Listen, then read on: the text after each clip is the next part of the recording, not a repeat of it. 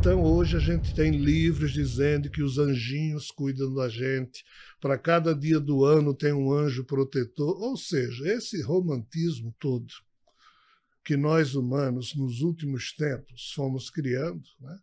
Levados pela noção de que nós precisamos ter anjo que nos proteja do diabo e do demônio, que passou a ser ruim, conforme a classificação do catolicismo. Eu só estou dizendo para vocês que isso é um quadro totalmente desfigurado e que não tem relação direta com a realidade. É o imaginário religioso das pessoas, a gente respeita, obviamente, tudo precisa ser respeitado, mas isso não encontra guarida lógica nas informações mitológicas, que foram muitas delas destruídas quando as religiões surgiram. É bom a gente partir do princípio que ninguém na Terra sabe muita coisa sobre isso. Primeiro, porque o pouco que lá atrás se sabia foi desfigurado quando, nos séculos 5, 6, 7, 8 e 9 da era cristã, diversos monges copistas levaram adiante o que Dionísio, o Areopagita, o nome é meio estranho, mas é isso mesmo que se diz, ele foi quem pegou as notícias desse passado e organizou da forma como ele entendeu as 9 hostes angelicais, e a gente pensa, a gente entende que isso é um conhecimento divino, não é? É só um conhecimento humano, é só uma sistematização de conhecimento humano que esse monge fez com a melhor das intenções, e é uma forma de entender o assunto. Mas vamos compreender, é só uma maneira de compreender o assunto. Não é a única verdade sobre isso, se é que a gente poderia usar esses nomes. Ele chama de anjos, arcanjos, potestades, blá, blá, blá. Eu, particularmente, não classifico as coisas assim. Mas a minha classificação também é meramente uma questão pessoal de como eu organizo meus pensamentos. E não há em nenhum lugar nada escrito. Eu tenho um manual de angeologia, tenho uns 2 ou 3 livros sobre anjos, que são estudos profundos que resgatam todas as notícias de anjos em todas as escrituras antigas. Mas aqui tem um pequeno problema que nenhum desses livros resolve. Hoje nós pensamos de um jeito, a nossa lógica hoje funciona de um jeito, mas a nossa lógica é formada em cima dos vocábulos e dos conceitos que nós construímos. Só que os conceitos que hoje nós temos, século XXI, foram construídos recentemente. Lá atrás, há cerca de 3.000 anos atrás, todas as pessoas na Terra falavam em...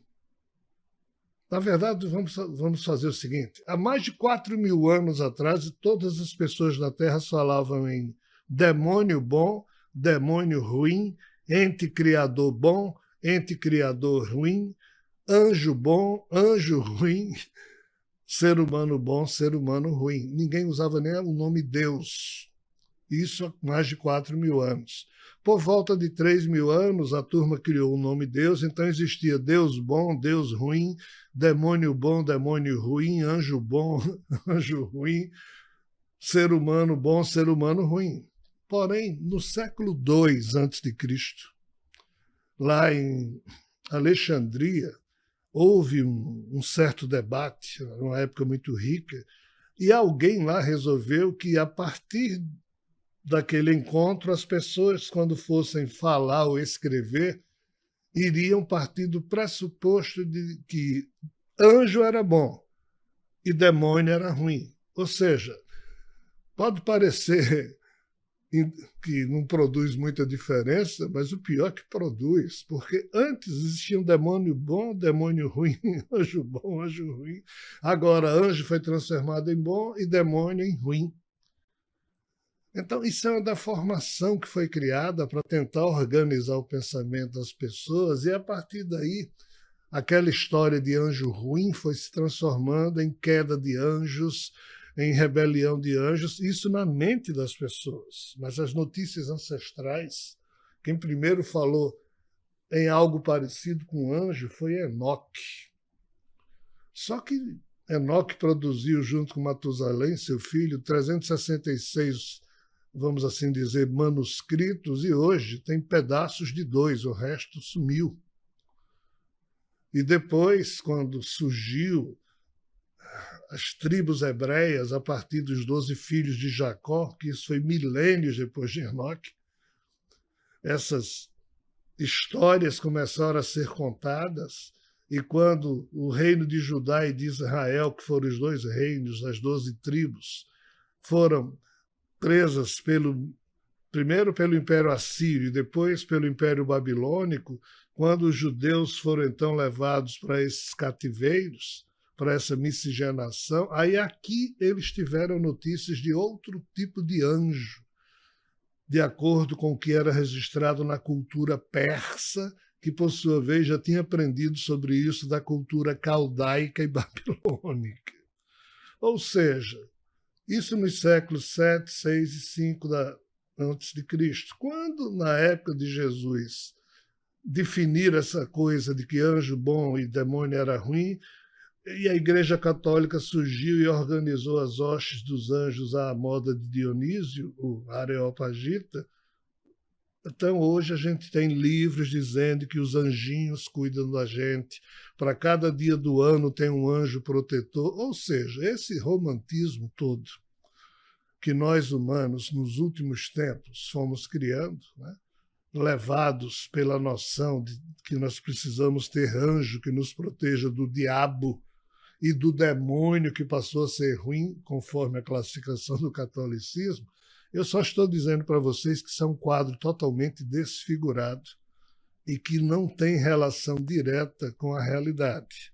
É o imaginário religioso das pessoas, a gente respeita, obviamente, tudo precisa ser respeitado, mas isso não encontra guarida lógica nas informações mitológicas, que foram muitas delas destruídas quando as religiões surgiram. Então, a resposta que eu vou dar à pergunta feita é me ancorando nas questões mitológicas, não é? Nessa questão religiosa, do oba-oba religioso, de anjo bonzinho, blá, blá, blá. Nos livros que eu produzo, nos livros e palestras que eu tenho produzido, nós temos deixado claramente exposto a noção de que anjo-clone são partes robotizadas do Criador reconstruído. São robôs que obedecem cegamente ao Criador reconstruído. Essa é uma classe de seres que surgiu. É a primeira classe de seres que surgiu. A maneira como o Criador reconstruído, que a gente chama de Javé, Brahma, Alá, lida com esses anjos é a mesma maneira que uma abelha rainha lida com as abelhas operárias. As abelhas operárias não têm nem direito de se sentir um ser individualizado. São apenas agentes da vontade da abelha rainha. Então, esses anjos que a gente chama é esse tipo de ser. Aí aqui existem inúmeras hostes. A família Aie, outras famílias que tem, cada uma dessas é um tipo de hoste. Dionísio, o Areopagita, falou em 9 hostes, mas olha, ninguém na Terra sabe quantas tem, é muita coisa. Só que, ao longo do tempo, um ou outro anjo desse, uma ou outra hoste dessa, Javé foi deixando que, por alguma questão, algumas dessas ramificações de anjos clones, ele passou a dominar menos e o padrão de robotização, houve uma quebra nos protocolos de robotização e alguns desses seres começaram a evoluir à moda dos anjos. Essa evolução chegou no ponto bastante razoável quando o Javé começou a criar seres usando Vishnu Shiva, ou seja, Javé, que é o mesmo Brahma, começou a criar seres junto com Shiva e Vishnu, e como esses dois não têm nada a ver com anjos, esses dois clonaram de si vários seres demoníacos. Essa mistura do DNA clone com o DNA demo é um mistério muito grande, mas produziu alguns seres meio híbridos, é uma coisa meio estranha de se entender. Mas, assim, esse é o panorama que ninguém conhece sobre os anjos, porque isso não foi codificado ainda, ou seja, isso não foi derramado na cultura humana através de algum ser humano ou de alguns seres humanos, para que esse tema fosse decodificado, fosse revelado, ainda que sempre com erros no início, e ao longo dos milênios essas informações vão sendo melhor ordenadas. Então, respondendo objetivamente à pergunta do nosso irmão, sim, os Aya é um tipo de anjo, é um tipo de hoste angelical, é uma das primeiras a ter surgido, e surgiu no universo vizinho, mas quando Javé, o Brahma, criou um ser chamado Rockma, ou Sofia, para representar a Trimurti nesse universo biológico, já que a Trimurti só vive no universo vizinho, antimaterial, quando que os seres lá têm corpos de plasma, aqui os corpos são biológicos. Algumas hostes tiveram que se adaptar à condição da vida no universo biológico para assessorar esse ser chamado Sofia. Aqui surge uma nova etapa na história dos anjos.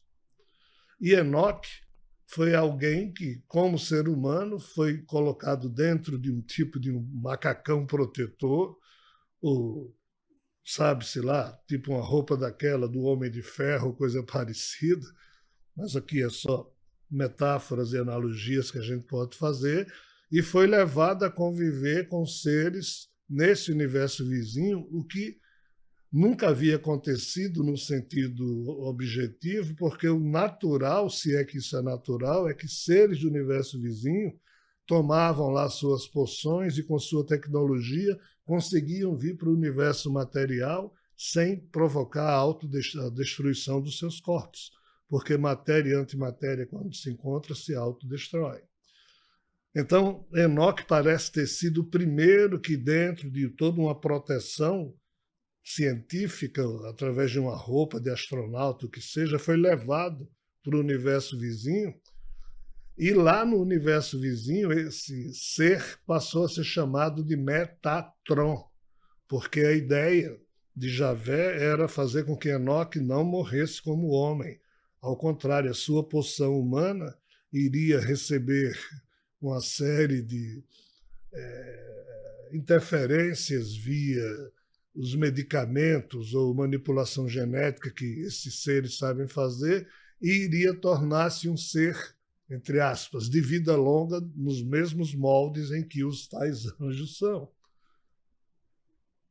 Então, Metatron é o nome que foi dado ao ser humano Enoque, transformado em anjo pela cultura humana, mas é bom que entendamos que esse anjo sempre foi um ser em cujo centro existia um ser humano Enoque, que foi transformado nisso. Nisso em quê? Em mais um anjo clone. Porque Javé precisava desbloquear seus anjos clones e usou o humano Enoque como sendo o padrão que ele queria. Isso não está claro porque nunca foi explicado em lugar algum. Só que esse plano deu mais ou menos certo, porque depois de Metatron ter surgido, os anjos começaram a entender o que é que estava acontecendo, já que eles eram robotizados. Então, Metatron foi quem explicou para os anjos, que começaram a ser destravados, e para a própria elite da Trimurti. O quê? Aquilo que hoje a Kabbalah ou a Cabala chama da árvore da vida, o Otzitim, que é a explicação de como 10 emanações desse poder trimurtino ou trimurtiano foram produzidas, sendo a 10ª exatamente o tal Sofia ou Rockman, que na Kabbalah ou na Cabala é chamada de Malkuf, que é a 10ª Sefirá. Isso tudo quem explicou foi Metatron, tanto aos anjos como aos seres da Trimurti. Só que Metatron não suportou muito tempo e, entre aspas, hoje ele não mais existe como tal. Então, a pergunta do nosso irmão fala em algum momento a turma de anjos abaixo de Metatron. Eu tenho uma certa dificuldade de entender aí o abaixo de Metatron, mas se nós estamos falando de anjos novos criados depois de Metatron, parece que isso não existe. O que existe é que, depois de Metatron, os anjos velhos, antigos, começaram a desbloquear os protocolos dos códigos que antes bloqueavam a sua mente. Javé usou Metatron também para isso. Só que esse é um assunto que eu abordo em palestras, em livros, mas nunca aprofundei e nem sei se será aprofundado ao tempo da presente vida desse corpo, mas fica aí esse conjunto de sementes para se poder refletir sobre o assunto, mas sem a menor pretensão de estarmos ofertando verdades ou que daqui se deva concluir isso ou aquilo. Ao contrário, esse tema tem que ficar em aberto. Lá na frente, quando os humanos voltarem a conviver abertamente com esses seres, aí nós entenderemos melhor. Mas para isso é necessário que nós, humanos, não nos autodestruamos e que, de fato, tenhamos gerações futuras.